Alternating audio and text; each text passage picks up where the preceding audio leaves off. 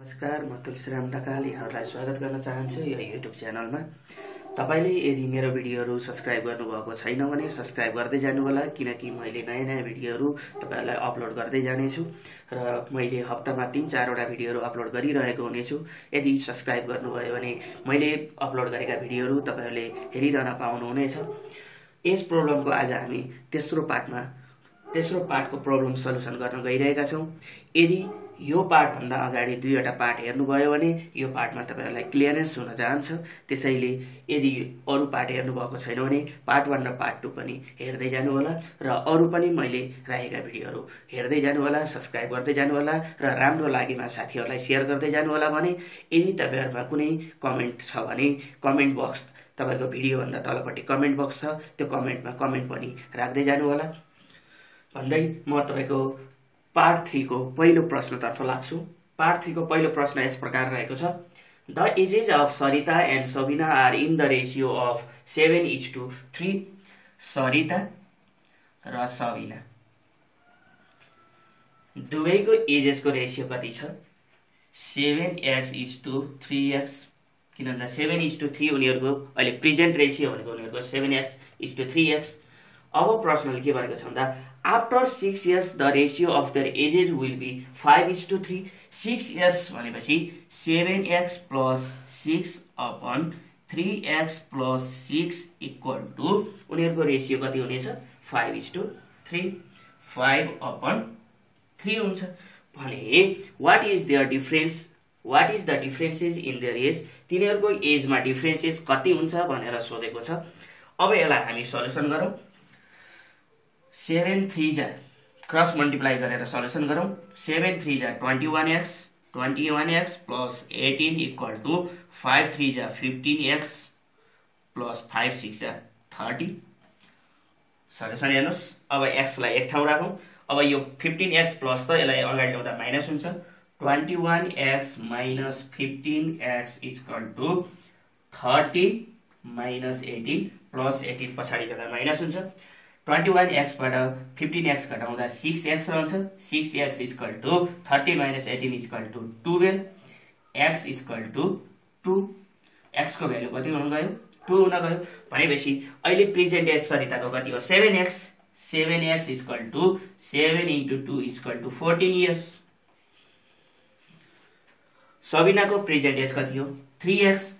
3 * 2 equal to 6 years.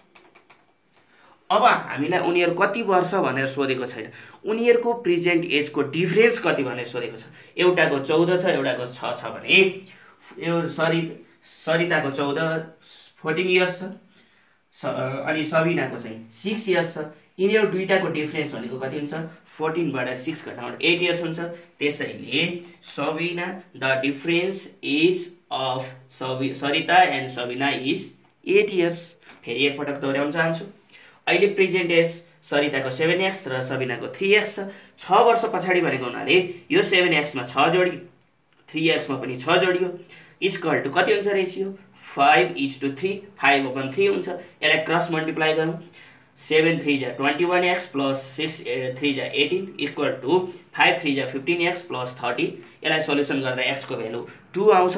यो x को value यदि हामीले प्रेजेन्ट एजमा राख्दियौ भने 7x भनेको 7 * 2 भनेको 14 इयर्स सरिताको एज प्रेजेन्ट एज र सबिनाको प्रेजेन्ट एज भनेको 3 2 जा 6 हुन जान्छ। अथवा 14 वर्ष सरिताको एज 14 वर्ष र उसको सबिनाको एज 6 वर्ष हुन्छ। तर हामीलाई त्यो प्रश्न सोधेको छैन कि हामीलाई तिनीहरु दुईटाको एज डिफरेन्स अहिले कति छ भनेर सोधेको छ। त्यसैले 14 बाट 6 घटाउँदा कति हुन्छ? 8 हुन्छ। अब हामी नेक्स्ट क्वेशन तर्फ लागौं। नेक्स्ट क्वेशन यस प्रकार रहेको छ। After 5 years the average age of daughter and her mother will become 29.5 years। 5 वर्ष पछाडि उनीहरुको एभरेज एज 29.5 हुन्छ। यो त 5 वर्ष पछाडि भनेको छ। अब प्रेजेन्ट एज कति छ त? If today the ratio of their ages is 2:5। अहिले प्रेजेन्ट एज उनीहरुको 2:5 छ भने what is the present age of daughter? अहिले प्रेजेन्ट एज डटरको कति हुन सक्छ? प्रश्न यसरी सोधेको छ। यहाँ हामीलाई एभरेज एज दिएको छ। त्यसैले यहाँ थोरै ध्यान दिनुपर्ने कुरा के छ भन्दा जस्तै डटरलाई d, मदरलाई m मान्यौ भने डटरको कति छ? 2x:5 5x अहिले यो प्रेजेन्ट एज हो। अब हामी प्रश्नतर्फ हेरौँ। After 5 years the average age of a daughter and her mother. Average as भनेपछि जस्तै 1 + 2 को एभरेज भनेको के हुन्छ, 2 वटा छन्, 2 ले भाग गरिन्छ 1.5 हुन्छ, 2 + 1 3 हुन्छ, 3/2 गर्दाखेरि 1.5 हुन्छ। त्यसैले अब हामी यो हिसाबले जाउँ।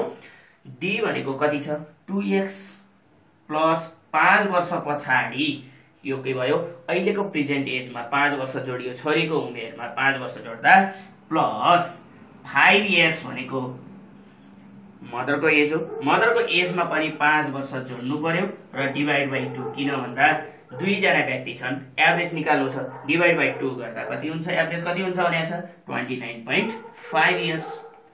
29.5 इयर्स हुन्छ। अब यसलाई क्रस मल्टिप्लाई गरौँ।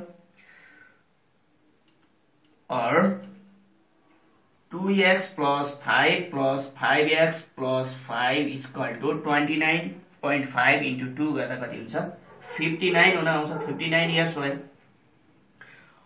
अब यहाँ हामी यसको चाहिँ सल्युसन गरौँ। x 7x + 10 = 59 और 7x = 59 - 10 और x = 49/7, 7 7 जा 49। x को भ्यालु कति आयो, 7 इयर्स आयो। भनेपछि अब डटरको हामीले के सोच्छ, what is the present age of daughter. Present age डटरको कति हो, 2x। 2x = 2 × 7 = 14 years. अब प्रेजेन्ट एज अफ मदर सोधेको भए 5x, 5 × 7 = 35 इयर्स। फेरि एकपटक सुन्नुहोस्, यहाँ हामीले के भनेको छ भन्दा after 5 years the average as of daughter and her mother will become 29.5 years भनेको एभरेज एज दिएको छ। अब यो एभरेज एज भन्दा अहिलेको प्रेजेन्ट के छ भनेर हेर्नु पर्यो पहिला। If today's the ratio of their ages is 2:5 भनेको अहिलेको रेसियो डटरको 2x छ, मदरको 5x छ। यो प्रश्न अनुसार हामीले 2x मा 5 जोड्यौं, किन भन्दा 5 वर्ष पछाडि 2x मा 5 जोड्यौं, 5 वर्ष पछाडि भनेको हुनाले 5 जोड्यौं, 5x मा 5 जोड्यौं, किन हामीले एभरेज निकाल्नु छ। 2 जना व्यक्तिको एभरेज भनेको डिभाइड बाइ 2 हुन्छ। अब बराबर कति भयो, 29.5। यसलाई क्रस मल्टिप्लाई गर्यो भने र यसलाई सल्युसन गर्यो भने x को भ्यालु कति आउन जान्छ, 7 आउन जान्छ, 7 आउन जान्छ। यदि यो x को भ्यालुलाई यदि हामीले डटरको प्रेजेन्ट एजमा राख्यो भने 2 × 7 = अहिले डटरको एजको प्रेजेन्ट एज कति छ, 14 इयर्स छ।